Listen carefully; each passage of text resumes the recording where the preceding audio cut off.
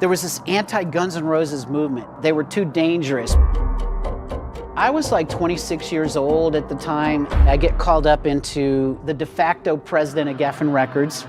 He said, MTV is never going to play a video by Guns N' Roses. John Malone, who's a conservative Republican, owns half of the cable households that MTV is broadcast into. He basically told MTV if they showed any videos from this dangerous heroin junkie rock and roll band that he would take MTV off his cable networks. He said his company's not going to spend another penny on Guns N' Roses. The record is over.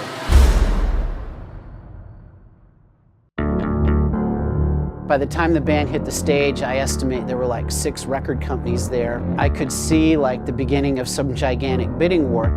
Out comes the most charismatic lead singer I have ever seen. And I knew that there was an animal magnetism with him that was just undeniable. It was like watching electricity spark. When I heard Slash play the solo, I was like, he's only 19. This is the Jimmy Page that you were destined to find. I knew from the first minute I saw him that he was going to be one of the greatest guitar players in the history of music. I was like, oh, holy shit, this is the real deal.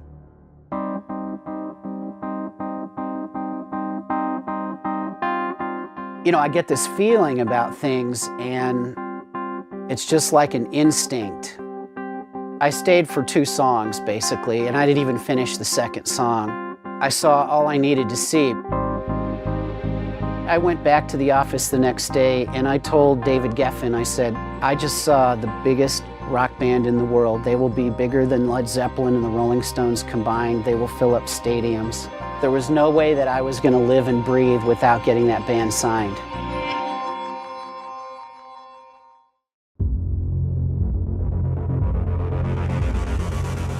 When I played the finished, mastered, completed record, I thought 10 million copies. One of the few records in my career that I felt like the record captured exactly what we heard in our heads and wanted it to be. Well, 200,000 isn't even close. It's not gold, it's not platinum, it's basically not even halfway there. Radio was afraid to play them. MTV was afraid to play them. I get called up into the de facto president of Geffen Records. He says, I need you to sit down. We're gonna cut our losses now. Appetite for Destruction is over. This record is dead, it's done, you got to move on. I looked at him and I said, don't take it personally, but I have to go over your head. I cannot let this rest. Walked into David Geffen's office. He got off the phone, he said, what's going on? Why are you in my office without an appointment? And I said, the guy who you have running your company day to day is gonna destroy Guns N' Roses' career and he's gonna prevent this from being the biggest rock and roll band in the world. And so he looked at me and he said, what's the one thing I can do to make this right? I said to him, we made a great video for Welcome to the Jungle. If you can get this band on MTV, it will change history. About 2 hours later, he called me up into his office and then he looked at me and he goes, they're gonna play it. And then I was like super excited, yeah. And he goes, one time. And I'm like, one time? He goes, it's gonna be one time at 4 in the morning in New York, 1 a.m. in LA, Sunday night. Honestly, you asked me to do one thing, that's the best I could do. I woke up at like 3 or 4 in the afternoon and I had a bunch of missed calls from my office and I was thinking they're probably gonna fire me or something, I don't know. The guy who called the most or seemed to be the most urgently wanting to see me was the head of promotion. And he goes, MTV just added the video. And I'm like, what? Their switchboard blew up, it caught on fire. I was like, well, what do you mean? I mean, how can it blow up? 10,000 simultaneous calls came in. When a phone call comes in, it sends an electric spark, like the wires melted and it caught on fire, the fire department came. I go into Ed Rosenblatt's office, he's like, MTV has never had anything like this happen before.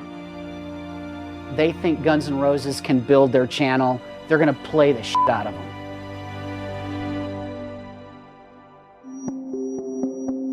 The sales exploded. Like in 2 weeks, we sold another 200,000 copies. It was literally like every kid that saw that video play that one time went out and bought the record immediately. It was sold out everywhere. We quickly made a video for Sweet Child of Mine, and we put that out, and it exploded. Every radio station in America played it. The record just started selling in millions. The last time I really was keeping track of numbers, it was at like 35 to 40 million copies. It was like a near-death experience where you die and you see the bright lights, and then all of a sudden you're pulled back into your body. That's how close to death that record came.